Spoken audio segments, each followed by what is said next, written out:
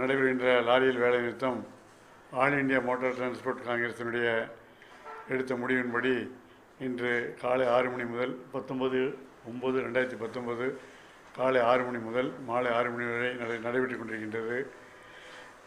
மத்திய அரசு மோட்டார் வாகனத்தின் மீது விதிக்கப்பட்டிருக்கின்ற வரிகளெல்லாம் மிக கடுமையாக உயர்ந்திருக்கின்றது. மோட்டார் வாகன சட்டத்தை திருத்தியிருக்கின்றார்கள். அந்த திருத்தத்தின் விளைவாக லாரியில் இன்று ஓட்ட முடியாத சூழ்நிலைக்கு நாங்கள் தள்ளப்பட்டிருக்கின்றோம். உதாரணமாக லாரி ரிஜிஸ்ட்ரேஷனுக்கு 2000 ரூபாய் நாங்கள் கட்டி கொண்டிருந்தோம். அதை இப்பொழுது 20,000 ரூபாயாக உயர்த்தியிருக்கின்றார்கள். அதுபோல் ஒவ்வொரு வேலைகளுக்கும் ஒவ்வொரு முறையும் நாங்கள் செல்லும் போதெல்லாம் பல மடங்கு அவர்கள் வரியை உயர்த்தி லாரிகளை மிகவும் சிரமத்துக்கு ஆளாக்கியிருக்கின்றார்கள். மழை குறைந்துள்ள காரணத்தாலும் தொழில் மந்த நிலையின் காரணமாகவும் இன்றைய தினம் லாரிகள் ஓட்டம் மிகவும் குறைவாக இருந்து கொண்டிருக்கின்றது. லாரி தொழில் நடத்துவதே மிகவும் சிரமமாக இருக்கின்றது. இந்த நிலையிலே மத்திய அரசு இதுபோன்ற வரிகளை மிக அதிகமாக பல மடங்கு உயர்த்தியிருக்கின்ற காரணத்தினாலே நாங்கள் மிகவும் சிரமத்துக்கு ஆளாகி லாரி தொழில் நடத்த முடியாத சூழ்நிலைக்கு தள்ளப்பட்டிருக்கின்றோம். அதனால் மத்திய அரசு எங்களுடைய கோரிக்கைகளை கவனித்து எங்களுக்கு நியாயமான ஒரு தீர்வு வழங்க வேண்டும் என்று இந்த நேரத்திலே கரூர் மாவட்ட லாரி நிர்மாண சங்கத்தின் சார்பாக கேட்டுக்கொள்கின்றேன்.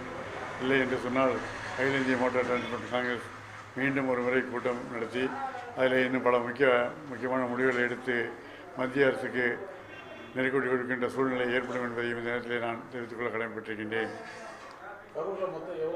கரூர் மாவட்டத்தில் சுமாராக 1800 லாரிகள் ஓடிக்கொண்டிருக்கின்றன.